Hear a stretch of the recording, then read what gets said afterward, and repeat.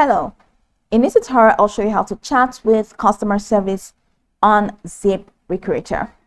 The first thing I'd like you to do is to launch your Ziprecruiter account, which of course I have done right here.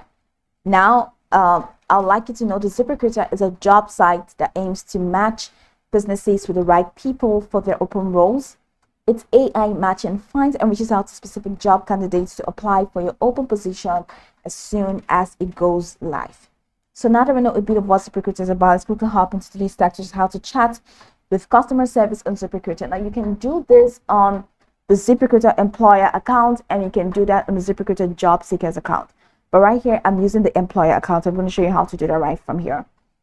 So from this home page, head over to the left corner of your screen. You're going to find post a job, dashboard, jobs, candidates, invite to apply, resume database, messages, help, and activate. So move your cursor down to help. You have this help center, live chat, email us, call support. So I'd like you to click on live chat. And once you click on live chat, it's going to take you to the live chat window where you can now chat with them.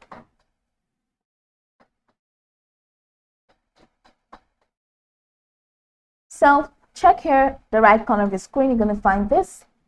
So you have to enter your first name, your last name, email, and how we can help you. So select on, let's say, account support.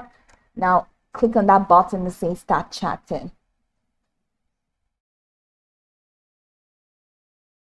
So you have here, thanks for chatting with us, ask me anything. Here where you have this, type your message.